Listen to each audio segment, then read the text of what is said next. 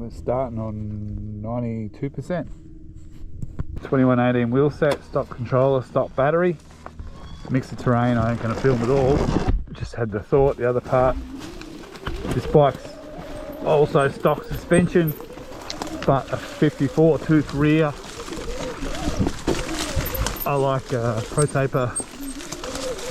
These bars are they're a Pastrana FMX. We ain't doing any FMX, but the bend is good.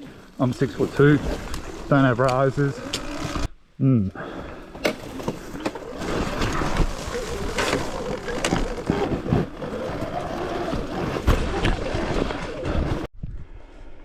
So we're about to come out of that creek.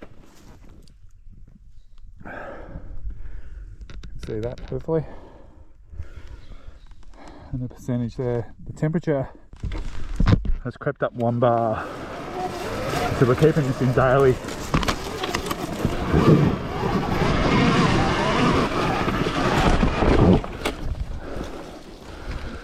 There'd be some benefit in flicking into sport, but I want this to be a purely daily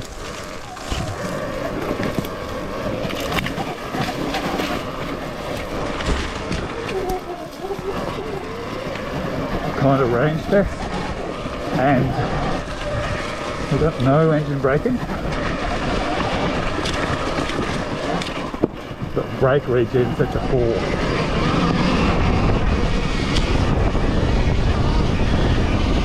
Right to the out of that bit.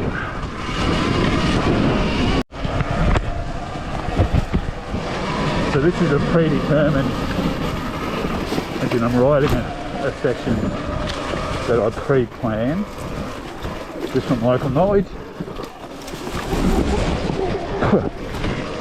And then the other intention is I've got a Torp, a beta release,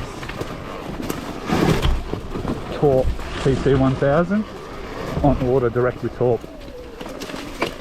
They've been, can't say anything but really straightforward and easy to deal with. Email. Having said that, very responsive, interested. And this hasn't been hard work really at all yet.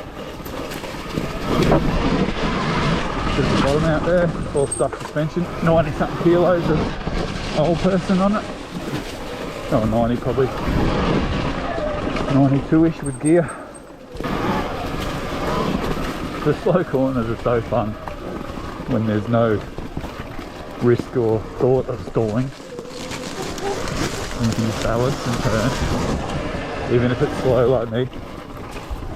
It's a buzz. I'm just enjoying the quiet as well. Definitely enjoying the quiet. Yeah, range anxiety and all that. We'll come to that.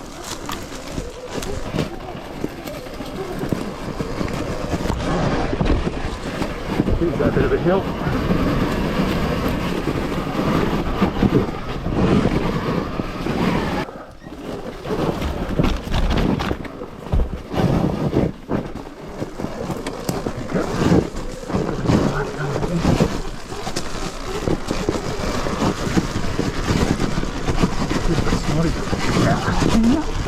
Oh yeah, not bad.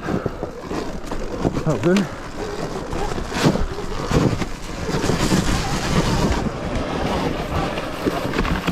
Yep, the front gets light in daily, especially uphill. 12.5 kilowatts. It's enough power with OEM sport mode in all this stuff. Plenty of power. Bit of a fun pass through here.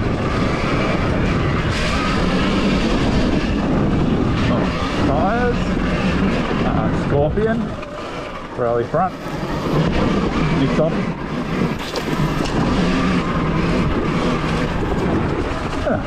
Can't remember the back. Good though.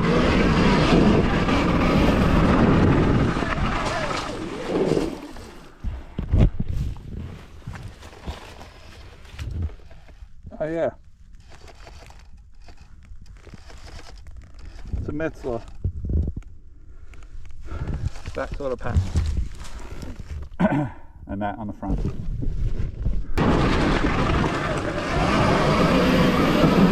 So the throttle response in daily is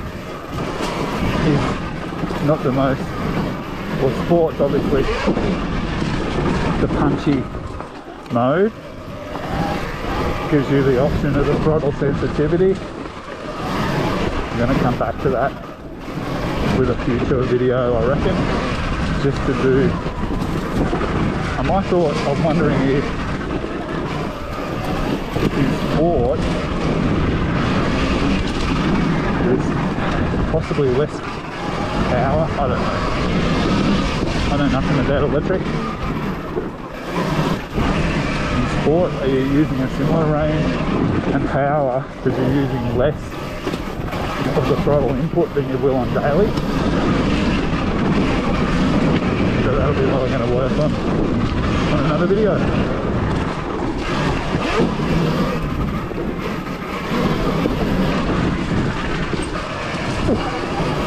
Blood corn.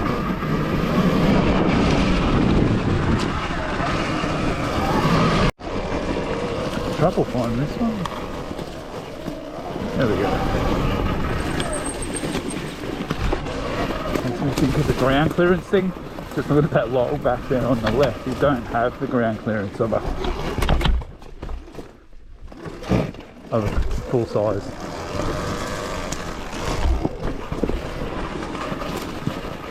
Bike. It's got its advantages and disadvantages. I'm tall. I actually like how low this is for doing this stuff, because you can get that bike to the ground, keep feet on the pegs, and then if you're looking for the ground for whatever reason, it's not too far to reach down. Stock, whatever you call that thing, bash guard I suppose, it leaves the motor. I should put a link in the description to the guy who sort of just does a bunch of stuff, way more knowledge than me, and how exposed the motor is with the stock bash plate. It finishes literally right where the motor will be as exposed as it could be. Everywhere else at the front is good. What did I do?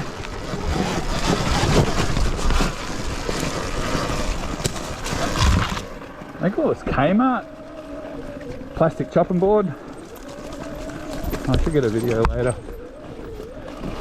Shaped it up, pinned it in down there, and it just shields that most exposed part of the motor. Job done. Having said that, I'm not out to win the customised bike aesthetics award, but it's effective, and touch wood, the bike in this sort of terrain is holding up. I don't know if the camera's going to pick that stuff up, but it's kind of bouldery and loggy and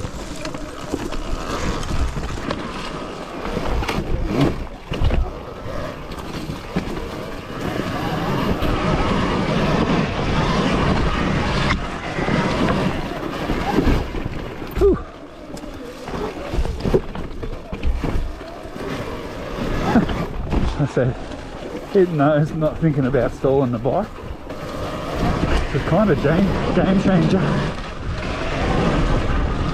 For me anyway. For the people with all the skill, yeah, happy for them. If you want to do this stuff and learn a bit,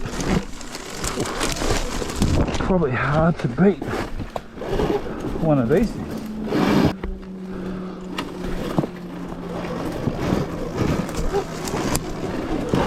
So keep in mind, daily mode,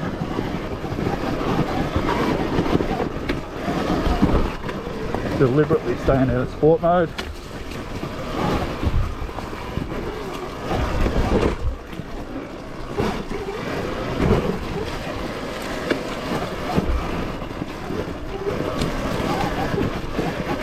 Just leaving the video running, I suppose, just to show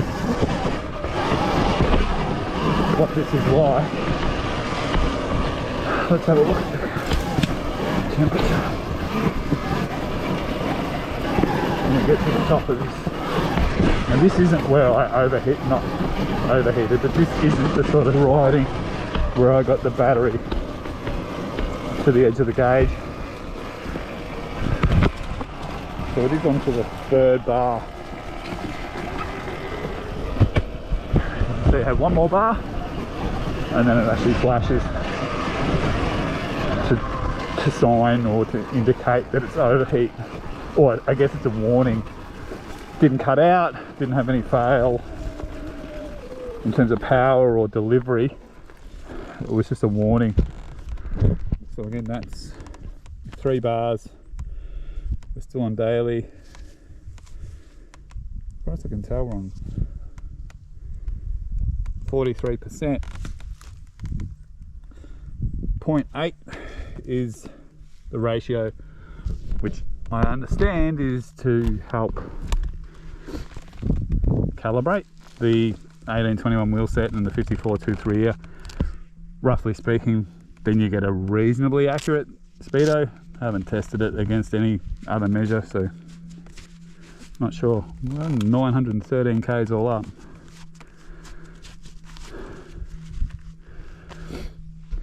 And we're here. Bit more to go. 43% at 18 k's. Just ticked over an hour.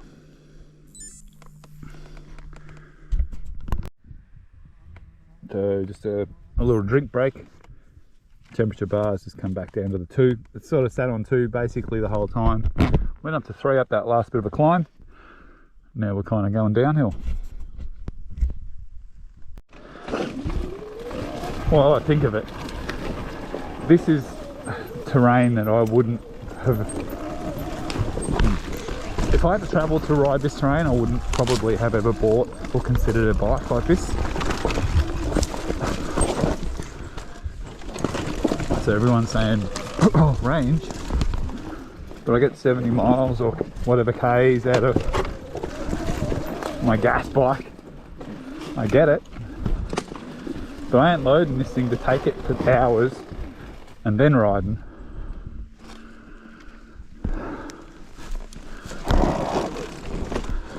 I'm riding out my, close to literally my front gate.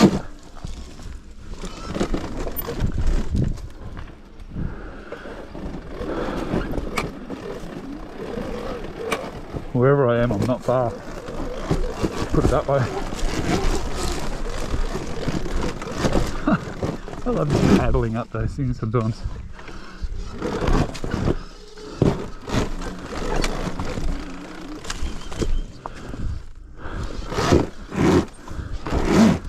No traction control, as in it's off.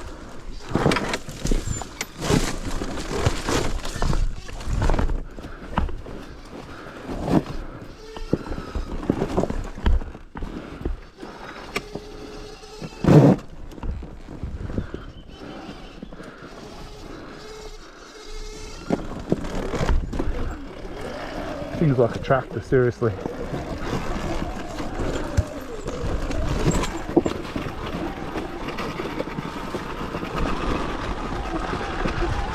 So that, let's have a look. Motor temp didn't move.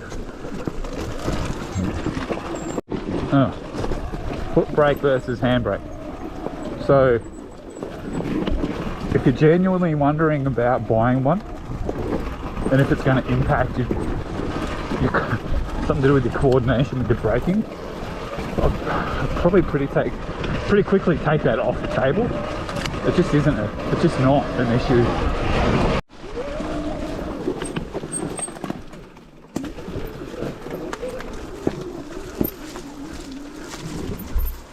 Just our local random hole in the rock.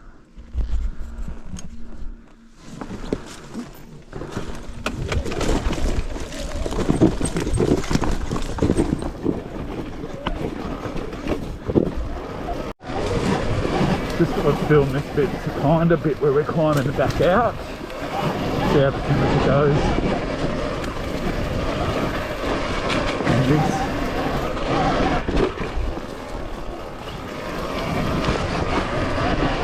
It's dry, sort of 20 degrees here. This in the wet is a different game. Very different game.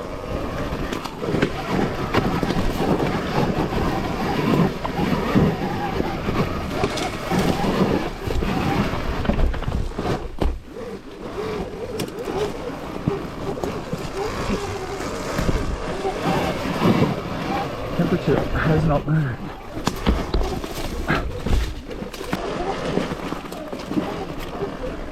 There's a truck going here.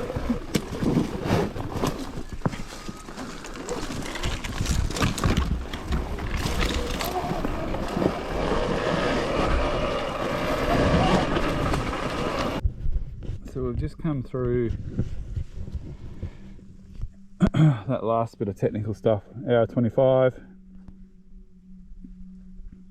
It'll scroll 23 Ks.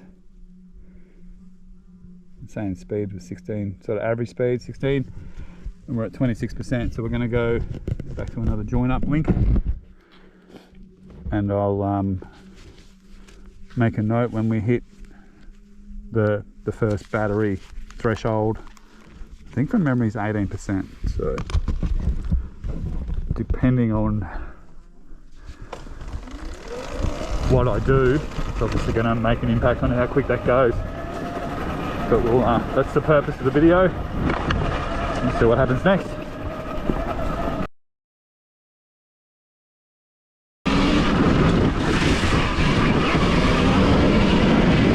So this is the section that I've had on other videos, including the comparison of my 500 and my Admit jet. On the Admit jet, that is now sold, and it's been a decision based on a few things, but primarily the quality of this is just the quality of this and the availability of upgrades, and it's already sort of the existing technical side of this bike is what I like over the Admit, and the Admit's got a place, and I think it's a bike that's, and I'm happy I bought it because it gave me the experience of first taste of an electric bike. There's a bit to go with those bikes, but there's a place for them, especially for someone who wants a quiet toy play soft ish trail bike. Not that I was sort of using it throughout all the time,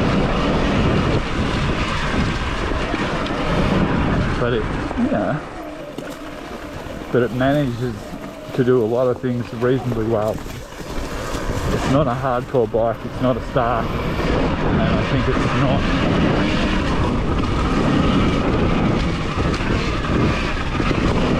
not quite there yet. If they can persevere with that bike, that'll be interesting. And I think that was me coming off a YZ250 and wanting to be curious about electric. I had put a deposit on the Stark.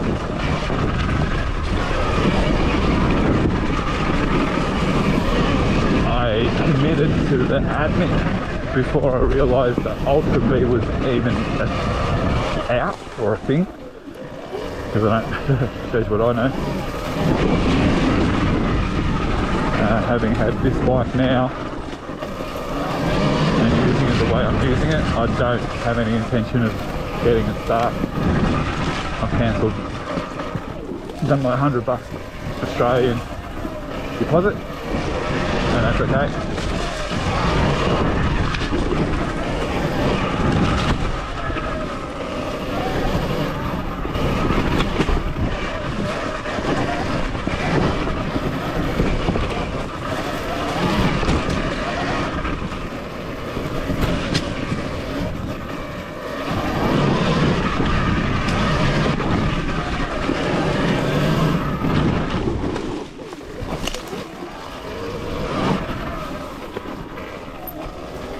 Okay, so our battery's down to the 1 bar and it's flashing now. So because I'm only riding slow, I haven't even noticed the power delivery tank. Plus I'm already in daily. Literally, it's having no impact on how the bike feels as of now.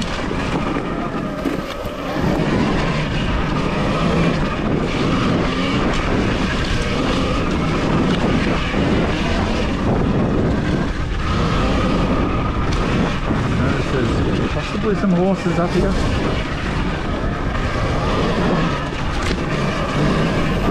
We do share these tracks with horses, mountain bikers. We've got a lot in common. We just get about it differently.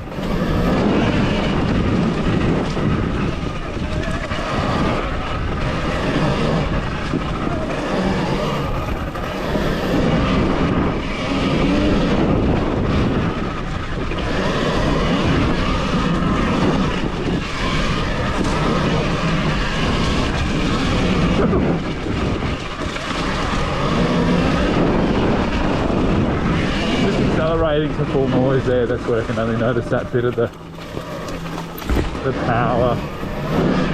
It's still jumping out, but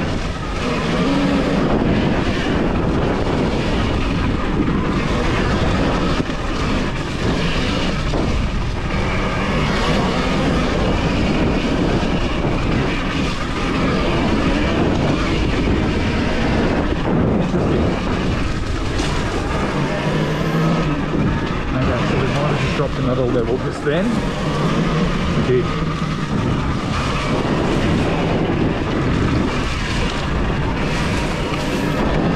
So I'll ride out to this next clearing. I think from 18 it goes to 13.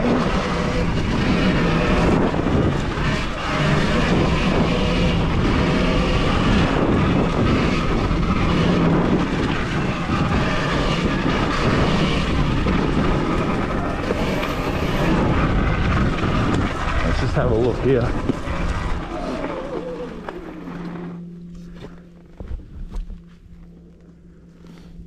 Yeah, so it is on 11 now. So the fuel light comes on, which is pretty funny. Fuel. Recharge. We're on 11% here. And we're at 35, 28 k's.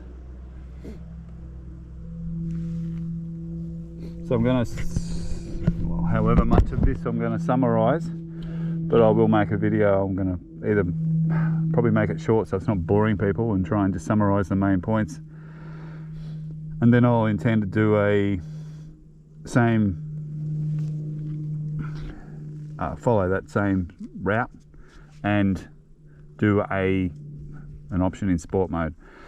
The other thing I have done is I do have another stock battery, which effectively means if I haven't had enough on this sort of ride, I can reset at basically the same and go again. That's the plan. Thanks for watching. See you on the next one. Just had the thought, here's what it looks like.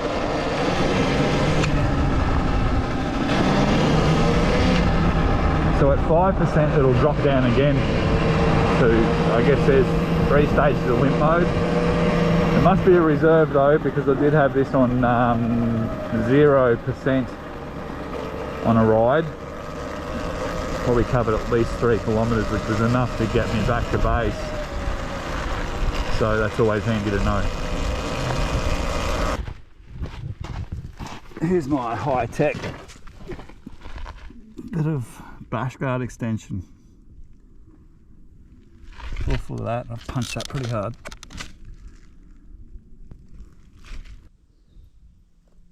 That's 1%. So we're going to leave it at that. Hour 48, 34, well 33.91 kilometres. And well, that's a fair bit of fun. we'll leave it at that and see you on the next one.